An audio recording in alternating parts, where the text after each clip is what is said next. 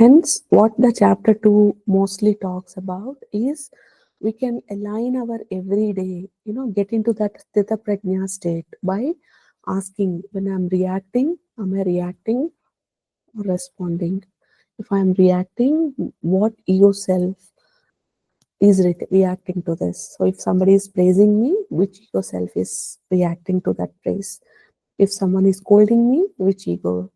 If I get angry, which ego self is getting triggered? And if somebody is putting me on a high pedestal, which ego self is giving me that mental satisfaction? So what, again, emphasizing physical growth, spiritual growth is not about renunciating physical pleasures as many people think, but renunciating the hold that these pleasures do have on our senses.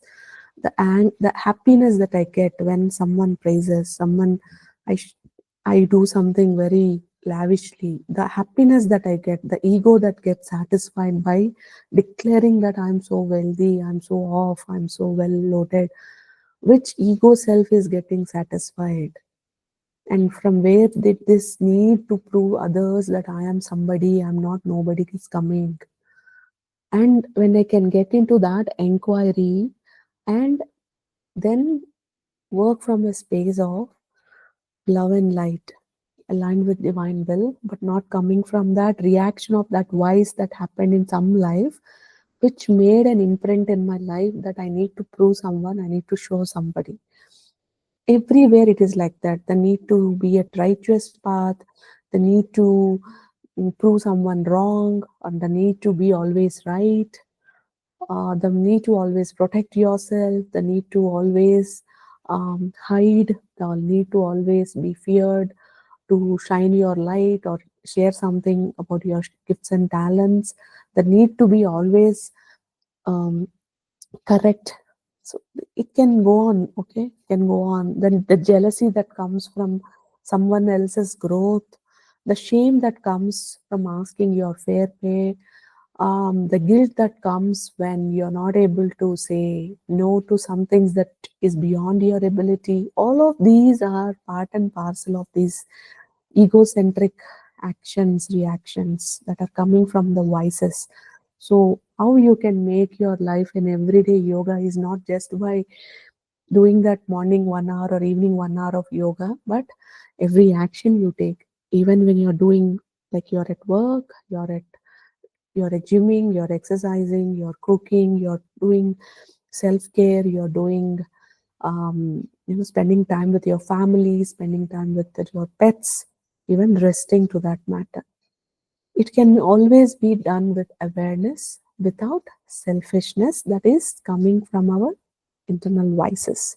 So, when you can take or understand this whole tattva, that life itself is a battlefield that people do refer, be it in Bhajagovindam song or be it in Bhagavad Gita or Durga Saptasati, any other, when you look at samsara and battlefield, it's the fight within our inner self and the vices. So Pandavas are our virtues and Kauravas are our vices. And Arjuna is us, you and me, in all situations where there is a struggling place in our life where we are dealing with some distress and struggle. And Krishna and Durga Ma, Kali Ma, all of these are our inner light and inner guides that gives us into the ritual path which is aligned with our divine self. And that is it, is where the biggest point that comes in the chapter 2, which is Krishna motivating the Arjuna who says, I am giving up, I can't fight with these bigs and bigs of gurus whom I have learned Vidya from, and I can't do it. That's where Lord Krishna says, get up, stand up. There is this battle that you need to win. There is a fight that has to happen. And you can only win it with your steady wisdom, not being attached on the output or the result, and embracing the duality of being steady in the face of success or failure, and surrendering to your divine inner light, inner Krishna, who puts you into the path of the alignment with your divine self, where that alignment will feed back into your soul that is eternal.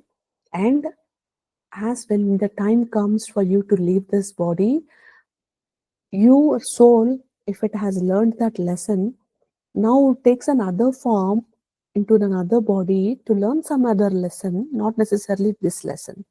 On the contrary, if you are unable to fight your inner battle on that particular ego or vice, the soul still remembers. And when the time is right, you leave this body, get into another body, again to learn the same lesson till your lessons are cleared. That is where, when we do healing, we bring that awareness. When what will happen when I heal? It's not that I'm telling I am great or anybody. It is just that when people call me, they just think it's just like 1 minute. I just talk and it happens. No, we need to look at that past that is coming. What is acting, making you act in this particular way in this particular life, which is coming from that past and is showing up as struggle in this life. So how can you now handle this? How can you clear some of this karma that you are to ready to clear, and how you can move forward? That is where is the time crunching that we are doing. As I mean, if whatever people approach me for, what is that I do is just to crunch this time so that you learn this lesson in this life.